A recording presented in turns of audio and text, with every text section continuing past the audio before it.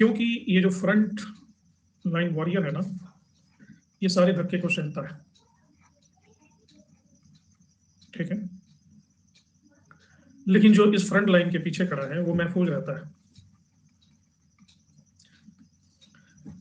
मुगलों को हटा करके बड़े आसानी से नवाब वो मुगल सिंहासन तो ले लेते, उसके पीछे 3 बाधाएं थी, 2 नहीं 3 बाधाएं। पहली बाधा थी जनता, जनता विद्रोह कर सकती थी, क्योंकि अचानक से किसी को रिप्लेस कर देना और एक नई शासन प्रणाली लाना है, मराठों की शासन प्रणाली, हिंदू शासन प्रणाली। दूसरी बाधा थे अंग्रेज, जो भी इमर्जिंग फेज में थे, इमर्ज हो रहे थे, लेकिन ये मुख्य लड़ाके थे। तीसरी बात थी मुगल एम्पायर जो डिक्लाइन कर रहा है और मराठे आपस में ही उलझे हुए हैं। मराठों में एकता का अभाव है। इनके जितने भी फेडरेशंस हैं, भोसले, पेशवा, गायकवाड़, होलकर, ये आपस में लड़ रहे हैं, उनमें एकता नहीं है और यही एकता का अभाव ही इनके पतन का कारण। इसलिए ये सक्षम होते हुए भी अहमद शाह अब्दाली के झटके को नहीं झेल पाए। अहमद शाह अब्दाली ने अकेले व्यक्ति ने इनको भी खेल दिया। मराठे जितने मजबूत एक योद्धा के रूप में दिखते हैं आपको, प्रशासक के रूप में मराठे उतने अच्छे प्रशासक नहीं बन पाए, क्योंकि मराठे ये नहीं समझ पाए कि एकता ही प्रशासन की बुनियाद है। आपस में लड़ते रहे। निसंदेह मराठों के पास शक्ति ज्यादा है, युद्ध कौशल ज्यादा है, रणनीति बनाने की क्षमता है, मुगलों से अधिक बहादुर है। लेकिन प्रॉब्लम यह है कि एक जंगल में जब 10 शेर हो जाते हैं ना, तो जंगल का प्रशासन नहीं होता। जंगल में एक ही शेर होता है, जंगल में 10 शेर थे, वहां सारे ही योग्य थे, सारे ही कुशल थे, सारे ही लड़ रहे थे। तो ये कारण था। और कोई प्रश्न?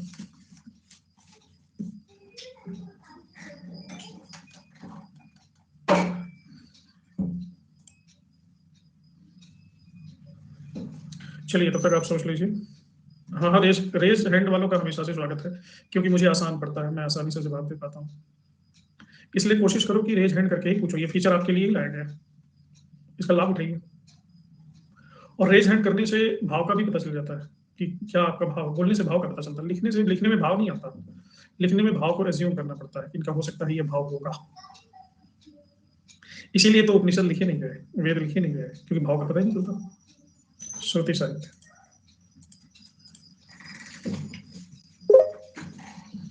सर। हाँ जी, देव मित्रा। सर मेरा एक छोटा सा प्रश्न है कि जैसे हम मॉडर्न इंडियन हिस्ट्री में 1757 की जो पलासी के वॉर को पढ़ते हैं, तो उसमें लॉर्ड क्लाइव लिखता है कि जब वो सिराज को मार के मुर्शिदाबाद के रास्ते से लेके जा रहा था, उस समय पे जितने लोग वहां खड़े थे वो सब लोग अगर एक एक पत्थर भी उठा के उसकी तरफ मारते तो अंग्रेज वहां से भाग जाते। तो सर क्या हम इसको इस तरह से देख सकते हैं कि बंगाल की लड़ाई के बाद जो ईस्ट इंडिया कंपनी के हाथ में जो इंडिया चली गई, जो भारत चली गई, उसके लिए कहीं ना कहीं जिम्मेदार बंगाल की जनता भी है कि इसने विद्रोह नहीं किया या कुछ बोला नहीं, चुप्पी है। क्या ये भारतीय की मानसिकता है जो हमें 200 साल के ब्रिटिश शासन की तरफ धकेल दिया? सर इसका क्या वो है, मैं अभी तक इसका आंसर ढूंढ रही हूँ लेकिन मुझे मिला नहीं कभी, क्योंकि मैंने कई सारे बुक्स मुर्शिदाबाद कहीं मतलब बंगाली में काफी सारे रिसर्च है, काफी सारे बुक्स हैं, तो मैंने जितने भी पढ़े हैं लेकिन कुछ स्पष्ट नहीं हुआ। इस पे थोड़ा सा मुझे आप कंफ्यूजन को क्लियर करें सर प्लीज। ठीक है जी, ठीक है, ओके। हाँ, तो इनका ये प्रश्न है कि भारतीय अगर प्रतिरोध करते और अंग्रेज यहाँ से भाग जाते। मैं आपको एक बता दूं कि भारतीयों के अंदर प्रतिरोध का जो एलिमेंट है ना, ये बड़ा ही लो वोल्टेज का है। इसके पीछे बहुत लंबी परंपरा और लंबा इतिहास। भारतीय लोग प्रतिरोध नहीं करते हैं, क्रांति नहीं करते हैं, क्रांति का बिल्कुल नहीं करते, बड़े मुश्किल से बजाते हैं। जब अति हो जाती है, हद हो जाता है, ये जो टॉलरेंस है, ये पीक का है, पीक पे टॉलरेंस। उसके पीछे कहीं ना कहीं भारत के पीछे धर्म खड़ा है। और जो हम कहते हैं ना कि सनातन धर्म है, सनातन मीन्स ओल्डेस्ट, बहुत ही पुराना। जो कौम बहुत ही पुरानी हो जाती है वो बहुत ही सुस्त हो जाती है। भारत की कौम कहा जाए तो जवान कौम नहीं, बूढ़ी कौम है। ये वैदिक काल से, उसके भी पहले पता नहीं कहाँ से कब से चली आ रही है। और भारत ने जितनी लड़ाइयाँ लड़ी हैं, किसी ने नहीं लड़ा है। लड़ाइयों का एक परिणाम होता है, लड़ाइयों का परिणाम होता है कि आप लड़ने की व्यर्थता को जान जाते हैं, लड़ने की व्यर्थता को जान जाते हैं। भारत में जो भी आप महाकाव्य उठा के देखोगे ना, वीरता की गाथाएं, रामायण, महाभारत, दक्षिण भारत में भी देख लो, ये वीरता की गाथा है, युद्ध की गाथा है। हमने युद्ध को ही बहुत जिया है, बहुत जिया है। लड़ते लड़ते लड़ते लड़ते लड़ते इतना पता चल गया है कि लड़ने से कुछ नहीं होने वाला है। धार्मिक सहिष्णुता एक भी एलिमेंट है, क्योंकि धर्म ने भारतीयों के जहन में ये बात बिठा दी। एक बात है माया, ये सब हमारे बेकार की चीजें हैं। दूसरी बात है कर्मफल। जो हम आज हैं वो हमारे कर्मों का परिणाम है, तो गुलामी भी हमारे कर्मों का परिणाम है। आपको जान के आश्चर्य होगा कि शूद्रों को मार के फेंक दिया जाता है। शूद्रों मतलब जो दलित कौम है, उसमें अंबेडकर के पहले या ज्योतिबा फूले के पहले भारत में कभी भी जाति को लेकर के आंदोलन नहीं हुआ है। और उनकी स्थिति पशुओं से भी बदतर रही, पशुओं से भी बदतर रही। वो गोबर से अनाज बीन कर खाते थे, इतनी स्थिति बुरी थी। कुछ ऐसे भी प्रेमचंद के नावल में पढ़ा, लेकिन उनके अंदर ये भाव नहीं आया कि मेरे साथ गलत हो रहा है। उनको घुट्टी में पिला दिया गया कि आप जो है वो आपके पिछले जन्मों के कर्म के परिणाम है, इस जन्म में शह लो, बिता लो। विधवाओं लाखों करोड़ों विधवाओं की स्थिति मौत से बदतर रही है। सती औरतें खुशी खुशी सती प्रथा को स्वीकार कर लेती थी, जलती हुई चिता पे। औरतों ने बगावत नहीं की, बहुत चंद औरतें हैं, और ये बगावत की पुरुषों ने औरतों के लिए। और ऐसी एक लंबी परंपरा है अत्याचारों की। इसके पीछे हमारी कंडीशनिंग है, हम विद्रोह नहीं करते। हमको सिस्टम के प्रति समर्पित होना, स्वामी भक्ति, ये सहज लगता है। सिस्टम के खिलाफ खड़े होना ये बड़ा ही दुरूह लगता है, क्योंकि हमारा जो सिस्टम भी है ना, जैसे अब देखो वर्ण व्यवस्था कैसे शुरू हो रही है कि ऋग्वेद के पुरुष सूक्त में लिखा हुआ है कि जो ब्राह्मण है मुंह से पैदा हुए ब्रह्मा के, आदि पुरुष के, क्षत्रिय भुजाओं से पैदा हुए। तो ये मामला आदि पुरुष का हो गया। ये मामला तो हमारे हैंड में रहा ही नहीं, हमारे अप्रोच में तो ये मामला ही नहीं। आदि पुरुष ही जब ऐसा बना करके हमको भेज रहे हैं, तो वर्ण व्यवस्था भी जस्टिफाइड है, जाति व्यवस्था भी जस्टिफाइड है, अनटचेबिलिटी भी जस्टिफाइड है। हर चीज जो धर्म के नाम पे। और आश्चर्य की बात है कि जो मंगल पांडे वगैरह ने 1857 की क्रांति में जो विद्रोह किया था, वो विद्रोह इसलिए नहीं था कि हमारा देश गुलाम हो रहा है या हमारे पर अत्याचार हो रहा है या हमको सैलरी कम हो रही है, नहीं। वो विद्रोह इसलिए था कि हमारा धर्म गड़बड़ हो रहा है, हमको गाय सुअर की चर्बी वाला कारतूस दिया जा रहा है, तो हमारे धर्म पे आँच आ रही है। तो हमारा वो जो सिस्टम है, वो सिस्टम जो हमारा फ्लॉलेस है, उस सिस्टम पे आँच नहीं आनी चाहिए, ठीक है ना, चाहे जितनी कुरीतियां हो। ये तो कुछ लोग पैदा हुए, राजा राम मोहन राय, विवेकानंद, इस तरह के लोग, ज्योतिबा फूले, अंबेडकर। ये इतिहास में अरबों खरबों लोग में 5-10 लोग हैं जिन्होंने कहा कि पुनर्विचार करो, फिर से विचार करो, ये गलत है, ये व्यवस्था गलत है, गुलामी कर रहे हो। ज्योतिबा फूले ने गुलामगिरी लिखी है। भारतीयों के मन में विद्रोह वाली चेतना है ही नहीं। गीता का उपदेश अर्जुन को दिया गया। अर्जुन क्या कह रहा है कृष्ण से कि हमको अपने लोगों को नहीं मारना है, जो हमारे लोग हैं उनको नहीं मारना है। दुश्मन जो वेल डिफाइंड दुश्मन हो उसको लाओगे तो हम मारेंगे। तो कृष्ण उसको समझा रहे हैं कि देखो, दुश्मन होता है, अपना पराया नहीं होता है, ये नहीं होता, वो नहीं होता। विद्रोह से भागने की हर व्यवस्था है यहाँ पे, बगावत न करना पड़े, सिस्टम में अपने आप को सेट करना। ऐसा सिर्फ प्लासी की लड़ाई में नहीं, ऐसा डे 1 से लेकर के 1947 तक था। अंग्रेजों ने भारतीयों को ही टूल बना करके भारतीयों पे शासन किया, भारतीयों को ही टूल बना करके भारतीयों पे अत्याचार किया। जलियांवाला बाग में जो लोग गोली चला रहे थे वो अंग्रेज नहीं थे, इंग्लैंड से लेकर के नहीं आए थे, अंग्रेज फिरंगी नहीं थे वो सैनिक जो गोली चला रहे थे, भारतीय थे। और भारतीयों ने भारतीयों को मारा था वहां पे, मूल इस पर प्रश्न ही नहीं उठता है। 100 सेना रहे होंगे उस, मतलब मान लो वहां पे लगभग 200 सैनिक रहेंगे, 200 सिपाही रहेंगे, बामुश्किल 10 लोग अंग्रेज रहेंगे, 90 भारतीय थे। उनको नहीं पता चला कि अपने भाई बंधुओं को मारना है, उनको मारना बड़ा सहज लगा। उन्हें कम से कम बंदूक छोड़ देना चाहिए था, उन्हें कम से कम विड्रॉ कर लेना चाहिए था, लेकिन उनके दिमाग में आएंगे क्यों? भारतीय मानस एक सनातन कंडीशनिंग में बधा हुआ है, एक सनातन कंडीशनिंग में चला रहा है। और इस कंडीशनिंग में इतने वेस्टेड इंटरेस्ट है, धर्म है, परंपरा है, ये है, वो है, कुरीतियां हैं, स्वर्ग है, नरक है, मोक्ष, स्मृतियां है, वेद है, पुराण है। अच्छा, मजे की बात यह है कि उपनिषद वेद का जो सत्व है, मूल तत्व हम नहीं लेते, उसका मिस इंटरप्रीट कर करके और अपने पैरों पे कुल्हाड़ी मारते हैं। क्योंकि वेदों का जो मूल तत्व जानने के लिए साधना करनी पड़ेगी, साधना करेंगे, हम अनावश्यक पेरिफेरल चीजों को अडॉप्ट करके उसको मिस इंटरप्रेट करके कुरीति बना देंगे और कुरीति बना के पीड़ित होकर करेंगे। मैं बताऊं, जितनी ऊंची कौम होती है ना, उसके नीचे गिरने की उतनी ही संभावना होती है। जितनी ऊंचाई से आप गिरोगे उतनी ही चोट लगेगी और बचने की संभावना नहीं रहेगी। और ऊंचाई पे ग्रेविटी का सबसे ज्यादा पुल होता है। मिठाई जितनी स्वादिष्ट होती है, जितनी मीठी होती है, उतना ही उसमें कीड़े और चींटियां लगने की संभावना होती है। भारत ने एक समय पे अपने हर चीज की पराकाष्ठा को स्पर्श किया था, हर चीज के शिखर पे पहुंच गया था। जो वैदिक एज है हमारे, गौतम बुद्ध का जो काल है, महाजनपद काल है, हर चीज की गुप्त काल, हर चीज की पराकाष्ठा, वहां से वो कोलैप्स हुआ है। वहां से कोलैप्स होने के बाद दोबारा उठ नहीं पाया। तो ये जो प्रतिरोध नहीं कर पाए, बगावत नहीं कर पाए, विद्रोह नहीं कर पाए, इसके पीछे बड़ी लंबी परंपरा है। और आज भी ये जो विखंडनकारी तत्व हैं भारतीय समाज में आज भी है। जाति व्यवस्था आज भी है, स्त्रियों पे अत्याचार आज भी है, छोटे बच्चों की शादी आज भी है, लाख कानून इसके खिलाफ खड़ा हुआ है, लेकिन चीजें आज भी चल रही हैं। दहेज के लिए आज भी और कुछ को जला दिया जाता है। हर चीज आज भी है, इंटैक्ट है। आज भी हमारे पास वो एलिमेंट जिंदा है। क्यों? क्योंकि अंधविश्वासी लोग हैं, तर्क को नहीं लगाते, रीजनिंग को नहीं लगाते, उचित अनुचित को नहीं लगाते, भेड़ चाल। एक स्त्री कास्टिज्म को तोड़ना चाहेगा तो पूरा समाज, खाप पंचायतों का कॉन्सेप्ट आपने सुना होगा। कोई कास्टिज्म के खिलाफ नहीं खड़ा हो सकता, उसको मार डालेंगे। कोई ऊंच नीच के खिलाफ बात करेगा, उसको प्रताड़ित करेंगे। कोई नई प्रगतिशील सोच देगा, उसके पीछे पड़ जाएंगे। क्यों ऐसा है? तो हमारी जन्मों की कंडीशनिंग चली जा रही बात आते। और अत्याचार हमारे लोग ही करते हैं, बाहर से कोई अत्याचार नहीं करने आता। गांव है, गांव की एक बहू है, शादी करके आई है, कहेगी घर में कि हमको पढ़ाई करनी है, हमको जॉब करनी है, पूरा परिवार उसके अगेंस्ट हो जाएगा। ये तो गलत संगत में जा रही है, ये तो जॉब करेगी, ये तो ऑफिस जाएगी, 4 लोगों से मिलेगी, बात करेगी, ये करेगी, वो करेगी, हमारी इज्जत तो खतरे में हो जाएगी। ये एलिमेंट आज नहीं है, बिल्कुल है। 80% भारत आज भी गाँव में बसता है। जैसे तब था, अब भी है, अब भी नहीं है प्रतिरोध है। हम किस चीज़ पे लड़ते हैं? शाहरुख खान के बेटे को जेल हो गई है, पूरा इवन मीडिया तो पढ़ा लिखा है ना, मीडिया को तो पता है ना क्या उचित है क्या अनुचित है। पिछले 1 महीने से जब तक वो जेल से रिहा नहीं हो गया है, टीवी पे और कोई न्यूज़ ही नहीं था। बेरोजगारी कहाँ गई, अशिक्षा कहाँ गई, भुखमरी कहाँ गई, गरीबी कहाँ गई, वो कहाँ गया?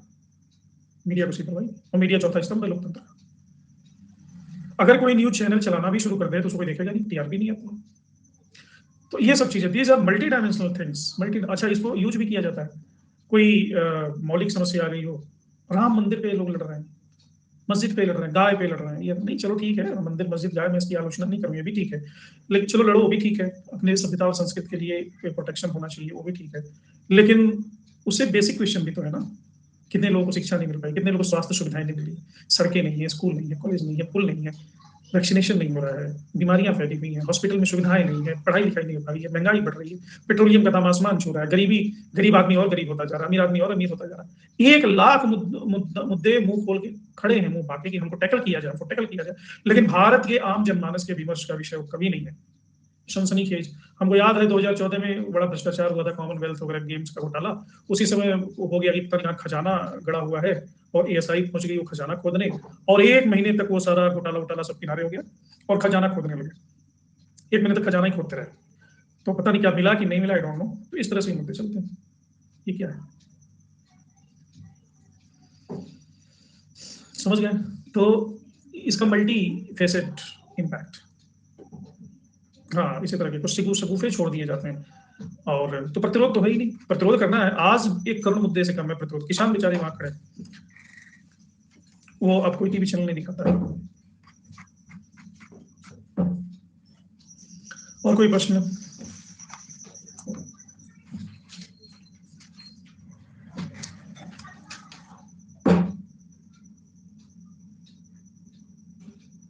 हाँ बिल्कुल, धोनी जी आएंगे तो अनमोल जी जरूर बताएंगे। हाँ जी, हेलो नमस्ते सर। हेलो। हाँ जी, हेलो नमस्ते सर। नमस्कार सर मेरी आवाज़ आ रही है आपको? हाँ, से तो आवाज आ रही है। सर मैं आपसे 2 लगातार क्वेश्चन कर सकता हूँ? लगातार कर दोगे?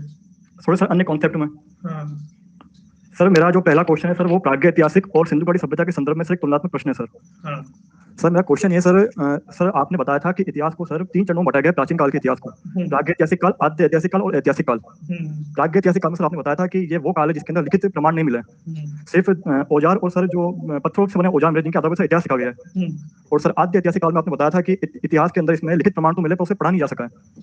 और सर आपने ऐतिहासिक काल में बताया था कि लिखित प्रमाण भी मिले और उसे पढ़ा भी गया है। सर मेरा क्वेश्चन ये है कि सर हम अगर सर मैं सर आपसे आधुनिक कॉन्सेप्ट में बात करूं सर हम कहीं भी जाते हैं हाईवे पे, बाईपास में सर, एक शहर से दूसरे शहर में, तो सर वो जो हाईवे पे ग्रीन कलर के साइन बोर्ड में सर नाम लिखा होता है और बताया गया होता है कि ये सिटी कितने किलोमीटर दूर है, तो सर हम पहुंच जाते हैं। सर मेरा प्रश्न ये है, सर अगर प्राज्ञ ऐतिहासिक काल की बात करें तो सर जो इसके अलग अलग सर जो स्थान मिले हैं सर, जिनका नाम जैसे कि सर लहुरा देव है और सर लिंग सुंगर है, महदहा, मेहरगढ़, हुसंगी, भीमबेटका, सर अलग अलग नाम है सर, जहाँ से सर बहुत अलग अलग तरह की चीजें मिली हैं और सर उनको कोट किया गया इतिहासकारों द्वारा इस प्राज्ञ ऐतिहासिक के अंदर। सर मेरा इस संदर्भ में पहला प्रश्न ये है सर, अगर प्राज्ञ ऐतिहासिक काल में सर लिखित प्रमाण नहीं मिले किसी तरह के और सर इन औजारों के माध्यम से या सर जो पत्थर के औजार इनके माध्यम से इतिहास लिखा गया है, तो सर इतिहासकारों में सर जो जगह के नाम इंडिकेट किए जैसे सर लहुरा देव है, हुसंगी, महदहा, ये सर क्या उनका अनुमान है या सर उन्हें एग्जैक्टली उसी समय का सर कुछ ऐसा मतलब सोच मिला था कि वाकई में सर उस समय यही जगह के नाम यही होंगे? नहीं, ये वर्तमान जगह के नाम है। Okay sir. ये लहुरा देव वर्तमान में उस जगह को कहते हैं, उस जमाने में क्या कहते थे किसी को नहीं पता है। क्योंकि सर आपने बताया था कि संत कबीर नगर जो वर्तमान का सर उत्तर प्रदेश का सर जो एरिया है उसे सर लहुरा देव कहा गया और सर वहाँ चावल के साक्ष्य मिले हैं। और अगर हम नगरीय क्रांति की बात करें सर, मगध में जो सर लौह तत्व मिलने लगे थे, तो सर ये एक जनपद का भाग था सर, कौशल जनपद का, तो सर अलग अलग समय में सर नाम चेंज हुए हैं सर। तो सर मेरा क्वेश्चन यही था कि सर ये जो नाम सर प्रागैतिहासिक से काल में सर जब लिखित प्रमाण नहीं मिले तो सर इनके नाम मतलब एक तरह से इंडिकेट कैसे कर दिए गए सर? नहीं, नाम जहाँ प्रमाण मिले हैं, जैसे कुछ ग्रंथों में प्रमाण मिले हैं, तो वहाँ पे उसके जैसे महाजनपदों के नाम है, भगवती सूत्र में है और अंगुत्तर निकाय में है, तो उसको लोकेट किया जा सकता है क्योंकि भौगोलिक स्थिति के साथ और उनके गुण के साथ दिए गए हैं कि उस जगह की क्वालिटी क्या है। और जो ये प्रागैतिहासिक काल के नाम आप पढ़ते हो वर्तमान के नाम है, और जो आद्य ऐतिहासिक काल तो बता ही नहीं जा सकता। जैसे हड़प्पा अभी हड़प्पा नाम का गाँव है वहाँ पे, हालांकि इत्तेफाक से हरियूपिया ऋग्वेद में भी मिला हुआ है उसका नाम, ये ऋग्वेद में भी हरियूपिया लिखा हुआ है, तो वर्तमान नाम से इंडिकेट करते हैं कि वर्तमान में क्या है। और ऐसा भी इतिहास में आता है ना कि जैसे पुराना नाम क्या था, जैसे विदिशा, बेशनगर, उसका पुराना नाम है बेसनगर, आज है विदिशा। ये नाम बदलता रहता है। और हमारे योगी जी तो आज भी नाम बदल रहे हैं, अलीगढ़ को हरिनगर और इलाहाबाद को प्रयागराज। तो सर जो सिंधु घाटी सभ्यता के संदर्भ में भी सर जो नाम लिखे गए सर अलग अलग सर जगहों के, जैसे कालीबंगा, सुरका, गेंडोल, धोलावीरा, उसके साथ भी सर ये कॉन्सेप्ट है कि हम वर्तमान संदर्भ में सर जो नाम है उनको इंडिकेट कर दिया, क्योंकि सर वो तो आद्य ऐतिहासिक काल का सर एक तरह से पीरियड था। नहीं, वो वर्तमान नाम है, सुरका गेंडोल वर्तमान नाम है उस जगह का।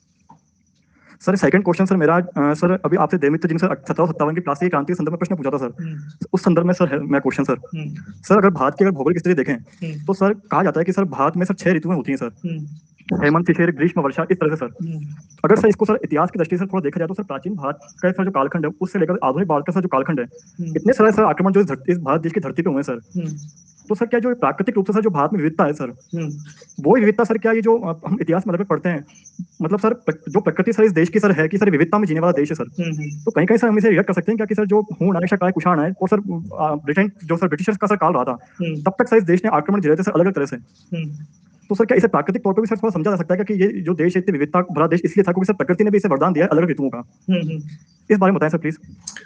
दरअसल भारत की जो भौगोलिक स्थिति है ना, वो भौगोलिक स्थिति निश्चित रूप से ऐसी है जो भारत को बहुत ही समृद्ध बनाती है, लेकिन एक इसका डीमेरिट भी है कि भारतीयों को आलसी बनाती है, विलासितापूर्ण बनाती है। भारत में ही देखो महाराष्ट्र की जो भौगोलिक स्थिति है, महाराष्ट्र के लोग नेचुरली कर्मठी होते हैं क्योंकि वहाँ पथरीली जमीन है, प्लेटू है, पहाड़ियां हैं, बंबई पहाड़ियों पर ही बसा हुआ है, तो भौगोलिक स्थिति से निश्चित रूप से बहुत कुछ चीजें प्रभावित होती हैं। जैसे हिमालयन रीजन में जो लोग रहेंगे, पहाड़ों पे जो लोग रहेंगे, वो लोग कर्मठी होंगे, ये निश्चित है, कर्मठ होंगे। और दूसरा वो शांतिप्रिय होंगे। तो जो नेपाल में और सुंदर होंगे क्योंकि प्रकृति के सानिध्य में रहेंगे, तो नेपाल के या कश्मीर के लोग या सिक्किम के लोग या नॉर्थ ईस्टर्न प्रदेश के लोग, तीनों चीजें हैं उनमें, पर वो ज्यादा नहीं बोलते हैं, शांतिप्रिय होते हैं, मृदुभाषी हैं, कर्मठ है, सुंदर है। जैसे जैसे मैदानी क्षेत्रों की तरफ बढ़ते जाते हैं जहाँ पे दोआब है, गंगा जमुना दोआब, तो दोआब के लोग निश्चित रूप से विलासी, थोड़े से आराम तलब होंगे क्योंकि वहाँ समतल भूमि है। तो लेकिन एक डिमेरिट तो ये है कि शारीरिक रूप से बहुत ज्यादा पहाड़ी लोगों की तरह मजबूत तो नहीं है, लेकिन कला, सभ्यता, संस्कृति का विकास जितना मैदानी इलाकों में होगा उतना पहाड़ी इलाकों में नहीं होगा। क्यों? क्योंकि यहाँ पे जो मौलिक सुविधाएं हैं वो सहज अनायास ही उपलब्ध है, खाना पीना उसकी टेंशन नहीं लेनी, प्रकृति अनायास ही उपलब्ध करवा रहा है, जबकि इन चीजों के लिए दुर्गम स्थानों पे लोगों को श्रम करना पड़ता है। तो इसी तरह से हम देखते हैं कि पहला जो शहर स्थापित हुआ या पहला मंदिर स्थापित हुआ, व्यापार स्थापित हुआ, सभ्यता संस्कृति भारत में दो ही जगह पहले स्थापित हुई, एक सप्त शैंतो प्रदेश और दूसरा गंगा जमुना दोआब। उसके पीछे वो भूगोल भी है वहां पे। क्यों यूपी बिहार के लोग आज भी डोमिनेट कर रहे हैं पूरे भारत को, और आज से नहीं कर रहे हैं, वैदिक काल से डोमिनेट कर रहे हैं पूरे भारत को। क्यों मगध ही पहले साम्राज्य के रूप में उभरा? क्यों आज भी बिहार के लोग ही आईएएस बन रहे हैं, यूपी के लोग ही? क्यों भारत के सर्वाधिक प्रधानमंत्रियों की संख्या यूपी से ज्यादा है? उसके पीछे कहीं न कहीं ये रीजन भी है, कहीं न कहीं भूगोल भी ये रीजन है। साउथ इंडिया की जो स्थिति देखेंगे, जैसे जैसे आप विषुवत वृत्त के करीब चले जाते हैं, इक्वेटर के करीब चले जाते हैं, वैसे वैसे गर्मी बढ़ने लगती है, गर्मी बढ़ने लगती है। अब ये बढ़ती हुई गर्मी आपके सोच, रहन सहन, भाषा, परिधान, परिवेश, आपके पूरे के पूरे जीवन पे असर डालती है। अब साउथ इंडिया के जो लोग भी हैं, उनकी जो अलग भाषा, अलग संस्कृति, अलग व्यवस्था, अलग सब कुछ, मैं सही गलत उत्तम अधम के बारे में बात नहीं कर रहा हूँ, मैं विभिन्नता के बारे में बात कर रहा हूँ। आधारभूत रूप में सूर्य की किरणों से ये सब चीजें संचालित हो रही हैं। सूर्य ही केंद्र है, जो कहते हैं ना ब्रह्मांड का केंद्र सूर्य है, वो इसलिए नहीं कहते हैं कि सूर्य बीच में सब चारों तरफ चक्कर लगा रहे हैं। मूल्य, धर्म, संस्कृति, सभ्यता, कस्टम्स, रीति रिवाज, भाषा, परिधान, सोच, समझ, गहराई, व्यक्तित्व, ये सब सूर्य की किरणें निर्धारित करती हैं पूरे न सिर्फ भारत में बल्कि पूरे विश्व में, पूरे ब्रह्मांड में। चांद पे जीवन इसलिए नहीं है क्योंकि सूर्य की किरणों की अनुकूलन की स्थिति होनी। मंगल पे जीवन इसलिए नहीं है क्योंकि सूर्य की किरणों ने वहां पे अप्रूव नहीं किया है कि यहाँ पे जीवन हो सकता है। भारत ने अप्रूव किया। और भारत में विभिन्नता इसलिए भी ज्यादा है क्योंकि भारत नेचुरली कुछ ऐसा है कि यहाँ पे हर चीज, जैसे पर्वत भी है, रेगिस्तान भी है, समंदर भी है, पठार भी है, नदियों के मैदान भी हैं, जो सोच सकते हो वो सब कुछ भारत में है। पूरी दुनिया में जो बिखरा हुआ अलग अलग जगहों पे, वो भारत में इकट्ठे हैं। तो कह सकते हैं ना कि नट सेल में भारत में वो कॉम्पैक्ट। अब इसीलिए भारत विश्वगुरु बन गया। विश्वगुरु क्यों बन गया? क्योंकि एक ऐसा लाइब्रेरी है जिसमें सारी किताबें अवेलेबल हैं। तो वहां पे कोई जिज्ञासु पहुंच जाएगा तो उसको बहुत ज्यादा अतिरिक्त श्रम नहीं करना पड़ेगा, सारा अनुभव, सारा ज्ञान उस लाइब्रेरी में, सारी किताबें वहां अवेलेबल है, वहां से ले लेगा। एक ऐसी लाइब्रेरी नहीं है, भौतिकी की किताब यहाँ पे है, रसायन विज्ञान की किताब न्यूयॉर्क में रखी हुई है, तो साहित्य की किताब पेरिस में रखी हुई है। तो ऐसे जगह पे आप बहुत श्रम करना पड़ेगा, एक जीवन बीत जाएगा। और यही कारण है कि पूरी दुनिया से लोग भारत में आ रहे हैं। पहली यूनिवर्सिटी भारत में बन रही है, चाइना से वेनसांग आ रहा है, फाहियान आ रहा है, और सू आ रहा है, इत्सिंग आ रहा है, ये आ रहे हैं, वो आ रहे हैं। सभी ज्ञान के जो पिपासु हैं वो भारत ही चले। जीसस क्राइस्ट भी भारत है, मोजेस भी भारत है। जिसको भी ज्ञान की प्यास होगी नेचुरली भारत में चलाता है, उसके अंदर से प्रेरणा जगती है कि भारत में चलाता है। इवन भारत के बारे में वो भी सटीक रूप से लिख देता है जो भारत नहीं आया। ऐसे बहुत सारे विद्वान है जो भारत में बिना आए ही भारत के बारे में सही सही बात लिखते हैं, जैसे वो है फरिश्ता, नहीं सॉरी, शाहनामा का जो लेखक है फिरदौसी, वो भारत कभी नहीं आया, वो भारत के बारे में लिख रहा था। क्यों? क्योंकि भारत एक अवस्था का नाम है, भारत मात्र भौगोलिक इकाई नहीं है, भारत एक उत्कर्ष की अवस्था है, उत्कर्ष की अवस्था का भी नाम है, ठीक है। तो यह निश्चित रूप से भारत के ऊपर प्राकृतिक कृपा है, प्रकृति ने दोनों हाथों से भारत के ऊपर लुटाया है, लेकिन यह अभिशाप भी है। आप बहुत सुंदर हैं, ये वरदान है, लेकिन अभिशाप भी है। आक्रमणकारी जब आक्रमण करेंगे आपके शहर में, तो आपके ऊपर नजर पड़ेगी, तो बाकी को तो छोड़ देंगे, लेकिन आपको जरूर पकड़ के ले जाएंगे, तो अभिशाप भी है। तो वरदान और अभिशाप तुलनात्मक रूप से इस द्वंदात्मक जीवन में हमेशा साथ, वरदान और अभिशाप दोनों साथ। आप शांतिप्रिय भी हैं तो आप कमजोर भी हैं, ये भी बात है। और अंतिम जो निष्कर्ष है जीवन का, वो हमेशा संतुलन है, बराबर। सबका गुणा गणित अंतिम में बराबर हो जाता है।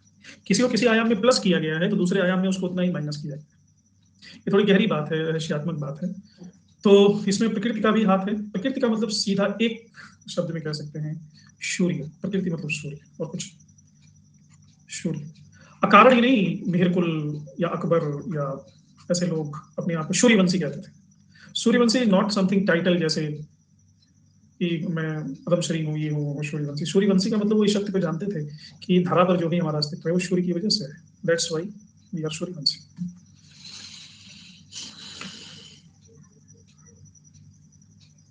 ठीक है जी, और कोई प्रश्न?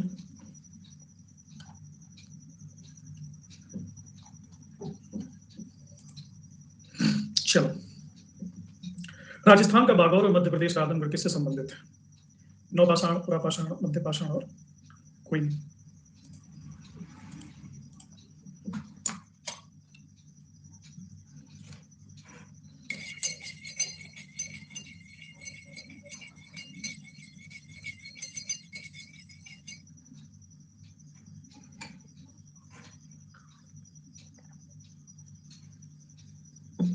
अभी तो कल ही पढ़ाया, फिर भी क्यों 68% लोग बता रहे हैं। Okay देवमित्रा, welcome. मध्यपाषाण काल, पहली बार यहीं से पशुपालन के प्रमाण मिले। सबसे कम अवस्था किस काल की थी? नवपाषाण, मध्यपाषाण, पुरापाषाण, सभी बराबर थी। ये जिसको टाइम पीरियड याद होगा वो बता पाएगा।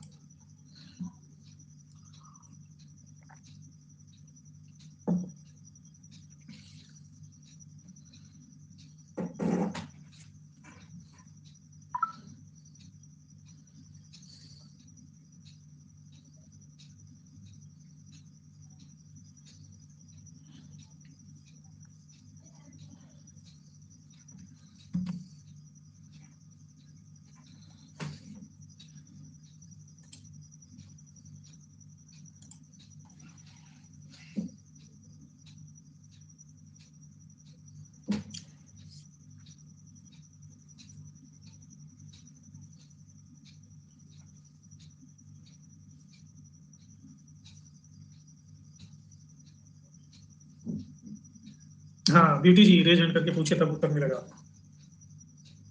नहीं जी, नवपाषाण नहीं होगा, मध्यपाषाण। नवपाषाण का टाइम पीरियड बता दो फटाफट। पहले पुरापाषाण काल कब से कब तक है? पुरापाषाण काल का टाइम पीरियड क्या है?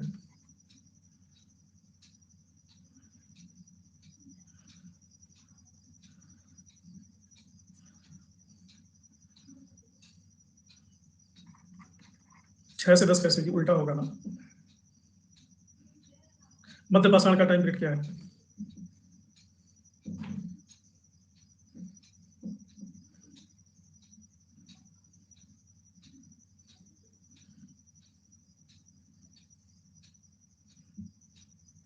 दस हजार से 4000।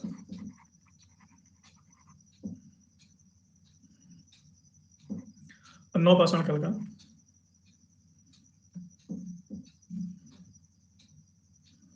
ये 10,000 से 4,000 नहीं है, 8,000 है।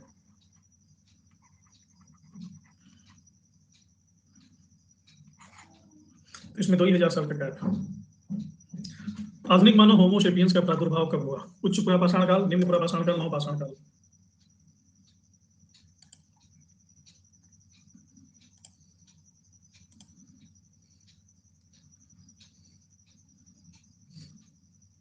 ब्यूटी जी के अद्भुत दर्शन आपको इंस्टाग्राम पे होंगे।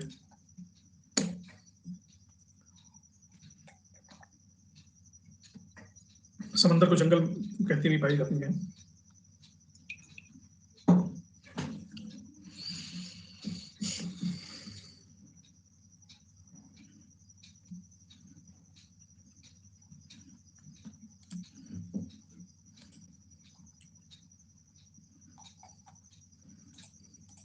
क्वार्टजाइट पत्थरों के स्थान पर जैस्पर, चर्ट आदि पत्थर सर्वप्रथम कब प्रयुक्त हुए? मध्य पाषाण काल, मध्यपुरा पाषाण काल, नवपाषाण काल।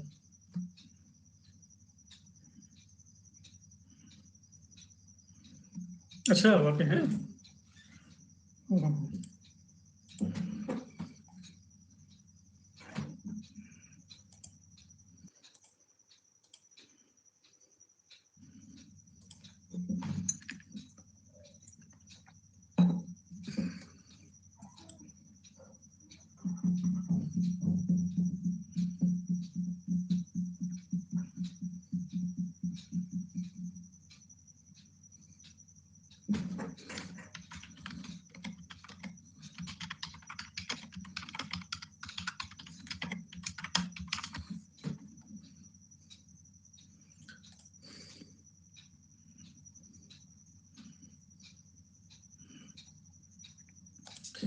ए और बी का इंग्लिश है। ए को कहते हैं मेसोलिथिक एज, बी को कहते हैं मिडिल मेसोलिथिक एज।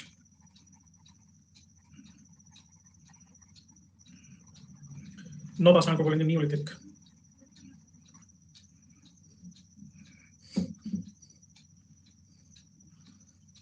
अग्नि का उपयोग करना मानव ने सबसे पहले कब सीखा? Neolithic, lower Palaeolithic and Chalcolithic and Mesolithic.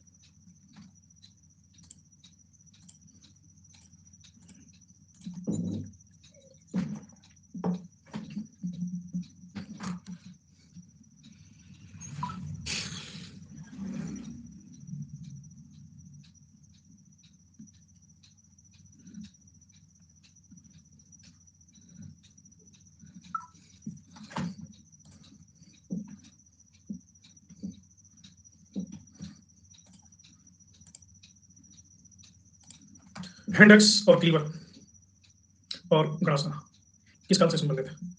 पुरापाषाण, निम्न पुरापाषाण काल, मध्य पाषाण काल, उच्च पुरापाषाण।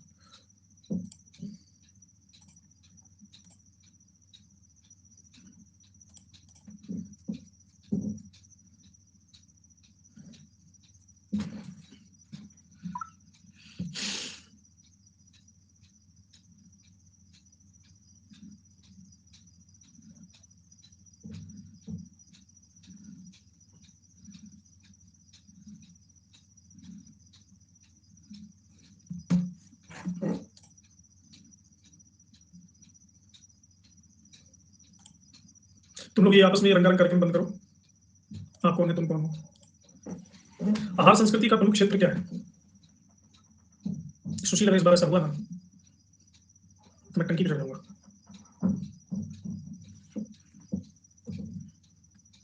काफी दिन से जाम है, खुद सफाई करनी पड़ेगी मुझे। दक्षिण पूर्वी राजस्थान की बनास घाटी, आंध्र प्रदेश का उत्तर पश्चिम मध्य प्रदेश, उपरोक्त सभी।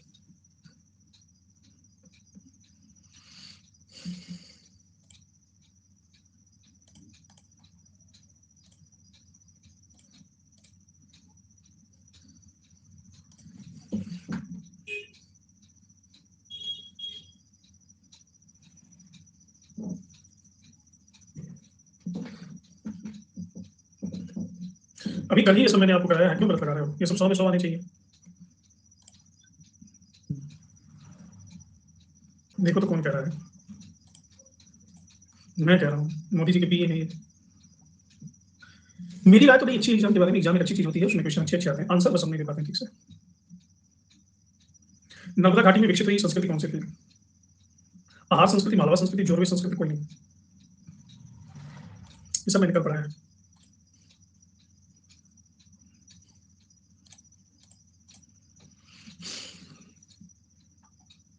ये मैं बना बना के आपको इसलिए पढ़ाता हूँ कि ये सब क्लियर हो जाएगी। नर्मदा नर्मदा किस प्रदेश में बहती है नदी?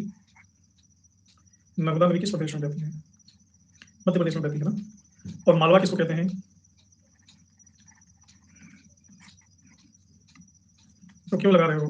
जोरवे, आहार। आहार राजस्थान में है, जोरवे महाराष्ट्र में है। एरण, नागदा और नौदा टोली का संबंध किससे है? मालवा, आहार, जोरवे, कोई नहीं। नौदा टोली का मैंने तो भांड भी आपको दिखाया था, अगर आपको याद होगा तो।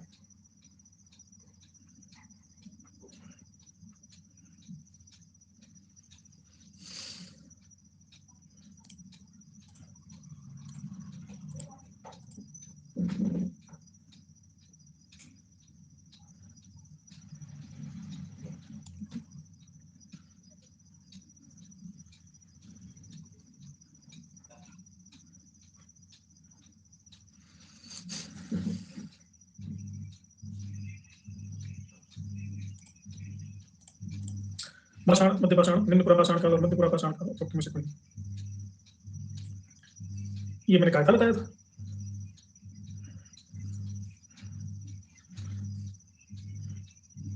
कायथा कोई संस्कृत नहीं है, कायथा तो स्थल है मालवा का।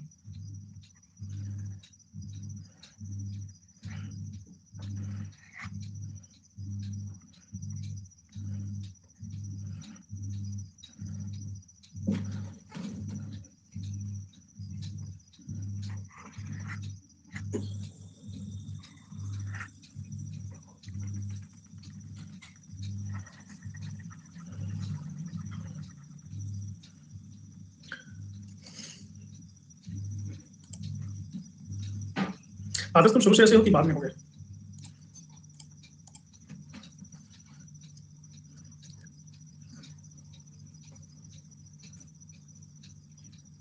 चेहरा है यार,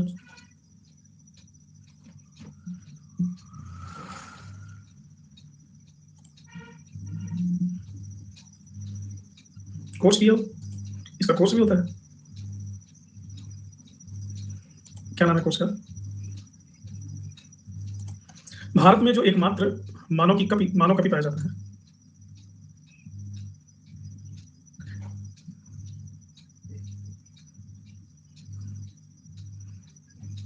हाँ, बहुत तड़पा हुआ इंसान है, मुझे पता है। हनुमान बंदर, पश्चिमी घाट का सिंह, पुच्ची मकाक, असम का मंथर लोरिश, असम का श्वेत भूप गिबन गिबन।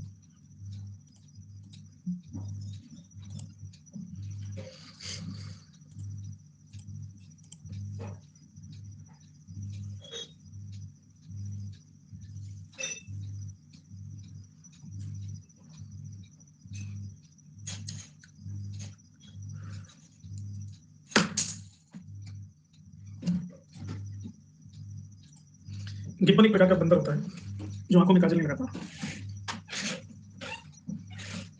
असम में जो मानव जैसा कभी पाया गया ना, वो गिबन था, श्वेत भ्रू गिबन। भ्रू जानते हो? भ्रू हाइड्रो हो गया था, इसी शब्द में भ्रुकुटी। बुंदेले हरबोलो के मुंह हमने सुनी कहानी थी। श्वेत भ्रू, तो इनकी जो भौहें होती हैं वो सफेद होती हैं, इसीलिए मैंने कहा कि काजल नहीं लगाते, लेकिन है बंदर ही। हाँ, इसलिए तो आप रहस्यवादी हैं। भ्रुकुटी की बात करवाती है, क्या होता है? थ्रेडिंग करवाती है। हाँ, तुम्हारी धनुषाकार भ्रुकुटियां चिल्ला चिल्ला के कहती है। प्राचीन भारतीय भौगोलिक मान्यता के अनुसार भारतवर्ष किस द्वीप का खंड था?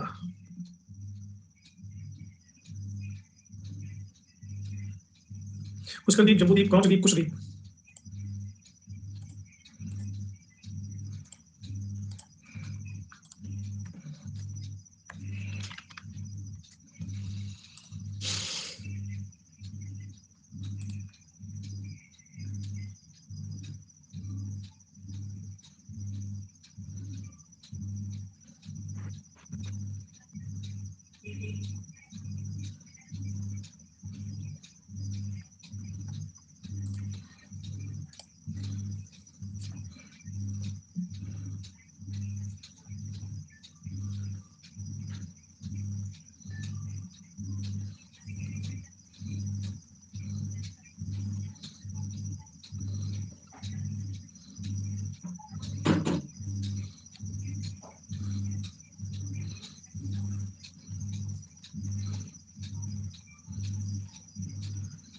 नहीं, जम्बू द्वीप के पीछे एक इतिहास है।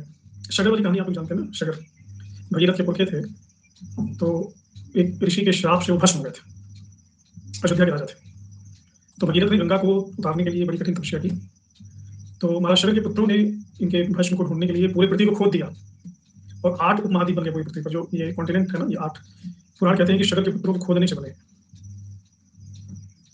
तो ये 8 उपमहाद्वीप कौन थे? स्वर्णप्रस्थ, चंद्रशुक्ल, आवर्तन, रमणक, मनधारिण, पांचजन्य, सिंघल और लंका। ये जम्बूद्वीप में थे।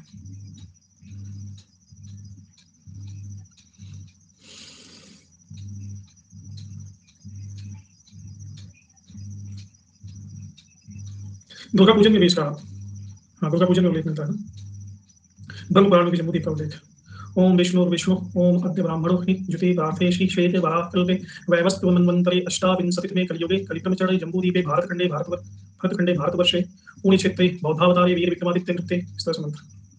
और ब्रह्म पुराण में आता है कि पश्यन्ति याते ज्योति चात्र याज्विन दानावि चात्र दित्यते परलोकात्मदात् कुशैक्य कुशुग्यो जम्बूद्वीपे शरीचते यज्ञो यात्म विष्णु रम्यते पुष्चान्यथा अत्रापि भारत श्रेष्ठ जम्बूद्वीपे महामुने ये तो कर्म पुरीषा यथान्य भोग भूम्यः। अर्थात भारत भूमि लोग तपश्चर्या करते हैं, यज्ञ करने वाले हवन करते हैं, परलोक के लिए आदर दान भी देते हैं, और जम्बूद्वीप में सत्पुरुषों के द्वारा यज्ञ भगवान का यज्ञ हुआ करता है।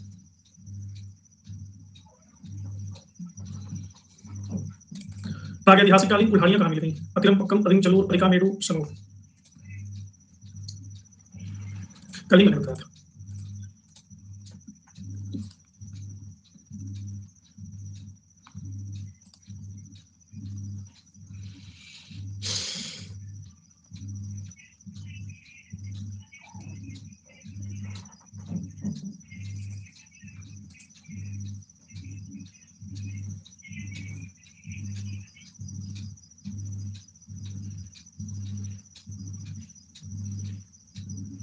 तुम्हारे पंडित जी ने पीएचडी नहीं किया होगा। अंजू, तुम उसके जख्मों का मजाक मत उड़ाओ।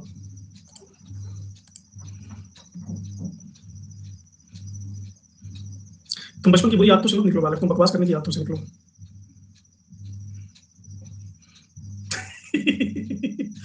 चलो, अच्छी बात है। हाँ जी, धोनी जी पूछो। तभी तो हस्बैंड क्रोधित रहते हैं।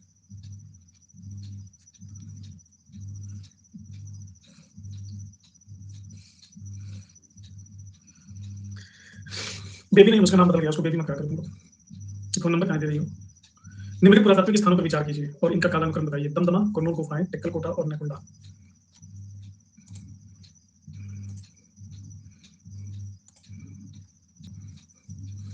अगर बेबी ने ये फोन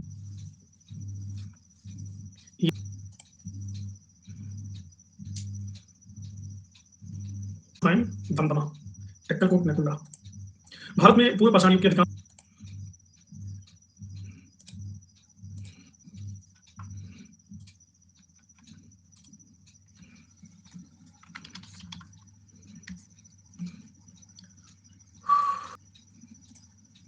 हाँ जी, हेलो, नमस्ते सर। नमस्कार। मेरी आवाज आ रही है? आपसे कर सकता हूँ? हाँ, जो होता है ना श्राद्ध का पक्ष, श्राद्ध, हाँ। शास्त्री क्या वर्तमान परिप्रेक्ष्य में वो सर प्राचीन भारत के अंदर पुराणों में ऐसा जिक्र है कि सर जो पूरा जो सर एशिया था वो सर जम्बूद्वीप था, और सर इसका दक्षिणी भाग सर कहलाता था भारतवर्ष। और सर पुराणों के अंदर सर भारत की सर जो संकल्पना अंडाकार ब्रह्मांड के रूप में की गई थी सर, जिसमें सर ये 2 प्रश्न मेरे सर। ठीक है जी, ठीक है। Thank you sir. ओके, तो ये जो एशिया और यूरोप को मिलाकर के नक्शा दिख रहा है ना, जो पुराणों में जिसको जम्बूद्वीप कहा गया है, ये इस पूरे एशिया और यूरोप को मिलाकर के कहा गया है जम्बूद्वीप। ठीक है। और ये जो सागर इधर है, इस सागर को पुराणों में कहा गया है पूर्वारवः। ये जो इलाका है इसे कहा गया है हरिवर्ष। अलग अलग नाम दिए गए। इस पूरे चीन को कहा गया है महामेरु। ये जो पोर्शन है ना मिडिल ईस्ट का या सेंट्रल एशिया का, इसको नाम दिया गया है केतुमाल। पुराणों में जिस जम्बूद्वीप की बात हो रही है वो है महाद्वीप, एशिया, यूरेशिया जिसको हम कहते हैं। ये जो यूरोप है, यूरोप का नाम दिया गया है पुराणों में प्लक्षद्वीप, प्लक्ष मलक्ष नहीं, प्लक्ष। और इसका नाम दिया गया, अरब का नाम दिया गया है कुछ नहीं, अरब के बारे में ऐसे लिखा गया है। और फारस का नाम है पारसीक। ठीक है। इसका नाम है उत्तर पूर्व। ऐसे से पूरा मानचित्र दिया गया। जम्बूद्वीप मतलब यूरेशिया की बात हो रही है, और ये माना जाता है कि आर्यन से पूरे इलाके में फैले हुए। बाद में भी ये थ्योरी बनी ना, आर्यन मध्य एशिया से आए, भारत में आए गए कहीं नहीं, ये सब जो यहाँ पे रहता था आर्यन। ये वाला पोर्शन है भारत। भारत भारत जो शब्द है वो ऋग्वेद में एक कुल है, भरतवंश। इस भरतवंश से नाम पड़ा हुआ है भारत। ये भरतवंश वही है जिसके राजा थे सुदास। और त्रिक्सु भी इसका दूसरा नाम है। बहुत सारे जन कबीले थे, भरानस, शिवानी, तुर्वश, भरत, व्रीहि, दुर्यु। तो भरतवंश ने इन सभी को जीत लिया, इस इलाके को जीत लिया, सतसंग प्रदेश को। तो ये भूखंड का नाम भारत नहीं है, ये उस वंश का नाम भारत है। जैसे चड़क का बेटा है उसका नाम है चाणक्य, भरत का नाम है, उसका नाम है भारत। भरत का जो भूमि है उसको कह दिया भारत। तो पहले तो इन्होंने जीत लिया सुदास में, या अद्यावती नदी के तट पर लड़ाई हुई है, बाद में रावी नदी की, पुरुषनी नदी के तट पर लड़ाई हुई, और 10 इन्होंने हरा दिया, 10 कबीलों को। तो जो भारत नाम आता है, भारत खंड, सबसे पहले आता है कि भौगोलिक इकाई के रूप में इसको परिभाषित किया गया है विष्णु पुराण में। तो आपने वो मेरी देखी है, वो वीडियो जो मेरे चैनल पे है, भारतवर्ष के नाम पे वीडियो है, पहला वीडियो मैंने डाला था, उसमें भारत नाम भारत क्यों पड़ा उसके बारे में नहीं बताया गया। तो ये भारत नाम डिफरेंट तरीके से उसके पल्लवित होते होते ये फैल गया, पूरे इस भूखंड को भारत कहा। क्यों? क्योंकि ये भौगोलिक रूप से इधर से भी लैंडलॉक्ड है, इधर से भी लैंडलॉक्ड है, इधर से भी लैंडलॉक्ड है, इधर से भी लैंडलॉक्ड। तो ये बन जाता है काजू कतली, चारों तरफ से लैंडलॉक्ड। इधर से कोई नहीं आ सकता, इधर से भी नहीं आ सकता, इधर से कैसे आएगा, इधर से तो आने का सवाल ही नहीं है। तो इसलिए ये अलग ही भूक्षेत्र बन गया। अब यहाँ पे जो नेटिव लोग थे वो एक आइलैंड की तरह इसको डेवलप करते रहे। तो भारत का शाब्दिक अर्थ होता है भा, भा मतलब आभा, आभा से आया है भा। आभा का मतलब होता है प्रकाश, परत का मतलब होता है संलग्न, जो प्रकाश की दिशा में संलग्न है, निरंतर, जो अस्तोमा सदगम है, तमसोमा ज्योतिर्गम है, तमस से ज्योति की तरफ अग्रसर होने को आतुर है, वो भारती है। आभा की दिशा में संलग्न, प्रकाश की दिशा में संलग्न। प्रकाश का मतलब ये नहीं कि लंटेन जला करके धूप रख करके अंधेरे से लंटेन की तरफ दौड़ रहा, नहीं। प्रकाश का मतलब ज्ञान, मुक्ति, परिष्कार, उत्कर्ष, ग्रैंडेन्योर, इसकी दिशा में आगे बढ़ रहा है। ये दुष्यंत और शकुंतला वाली जो कहानी है कि शेर के दांत गिना करते थे, करके ना, शेर हंसता रहता ही, तो वो बच्चा शकुंतला का शेर का दांत गिना करता था, क्या कि कितने दांत है तुम्हारे मुंह में, शेर चाचा दांत खोलो। तो ये जो कहानी है ये बनाई गई है हिंदू महासभा के द्वारा। हिंदू महासभा ने एक चेन ऑफ स्कूल्स खोला है, सरस्वती विद्या मंदिर। तो उसमें इनका ये चिन्ह है, उसमें जो लोगो है ना वो भारत के दांत गिनने वाला, शेर के दांत गिनने वाला। तो इन्होंने कह दिया कि दुष्यंत और शकुंतला के बेटे थे, कण्व ऋषि की बेटी थी शकुंतला। शकुंतला भी कमाल की, अच्छा ये चलो बहादुर व्यक्ति है भरत, लेकिन दुष्यंत और शकुंतला की स्टोरी वही है जो पहाड़ों में एक जाता है और राम तेरी गंगा मेली टाइप से, और उसको प्रेग्नेंट बना के वापस चला जाता है, भूल जाता है, और ये गाने गाती रहती मटकी लेकर के पहाड़ों में पानी भरने जाती है, तो मेरा परदेसी ना आया मेरा। तो ये दुष्यंत के साथ भी, दुष्यंत आते हैं, इनसे प्रेम इत्यादि करते हैं, चले जाते हैं, फिर इनको बेटा इनको भूल जाते हैं। फिर वो इंगेजमेंट रिंग जो दिया रहता है, ये पानी भरने जाती है, एक मछली खा लेती है, हीरे की अंगूठी, और वो मछली हस्तिनापुर जाती है तैरते तैरते, जमुना नदी में मछुआरा उसको काटता है तो उसमें से दुष्यंत की फोटो वाली अंगूठी निकलती है, तो देखता है तो महाराजा की अंगूठी है, महाराजा हमको इनाम देंगे। तो जाता कहता महाराज मैंने आपकी अंगूठी पाई, ही महाराज उसको एक झापड़ मारते। कहते कहाँ से पाई? कहता मछली से। फिर मारते हैं, कहते हैं झूठ बोलता है, मेरी वाइफ को मछली कहता है, वो तेरी भाभी लगेगी, भाभी ने तेरी महारानी लगेगी, मछली कहता है उसको। कहता सच्ची मछली से मैंने पाई है। तब इनको याद आता है एक तो मेरी उधर पड़ी, तब जाके ले जाते हैं। तो भरत कहता है who are you, get out, कौन हो तुम? तो शकुंतला कहती है तेरी डैडी है, हेलो बोलो, गुड मॉर्निंग सर। तो ये सारी कहानी है, ये किंवदंती है, इसका ऐतिहासिक कोई प्रमाण नहीं है।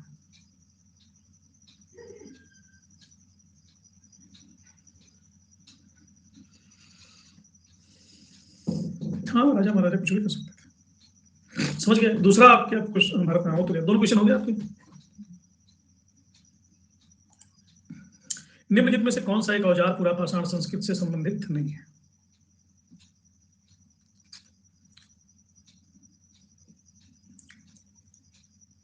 कुल्हाड़ी, गणासा, विदर्डी, सेल्ट। कुल्हाड़ी मीन्स इंडेक्स, गणासा मीन्स चॉपर, विदर्डी means chopping, celt means sailed.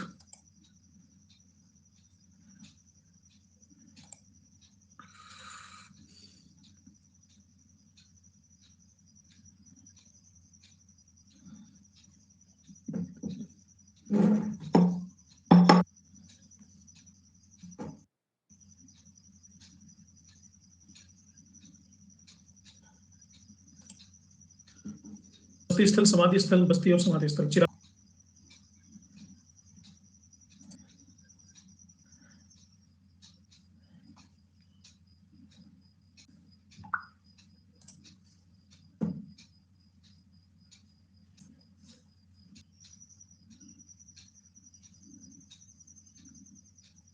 हाँ नेट निकाल।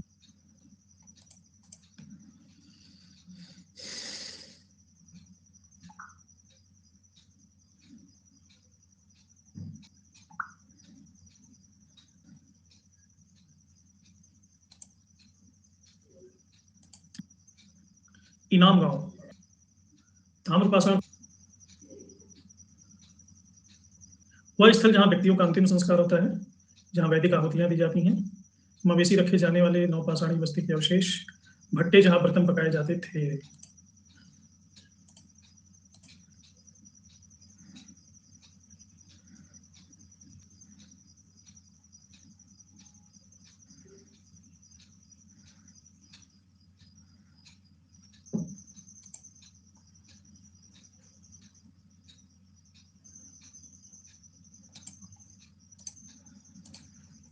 निम्नलिखित स्थलों में से किसी की खुद युग में हड़प्पा संस्कृति निरंतर ह्रास और सांस्कृतिक विकास का प्रमाण देती है? अनस्टीले मीन्स वही भस्म, क्या था उसका नाम? टाइम हो गया तो आप जाके सो जाइए। युग में हड़प्पा संस्कृति निरंतर ह्रास और सांस्कृतिक विकास का प्रमाण देती है। आप लोगों को शायद पता नहीं होगा कि मेरे इस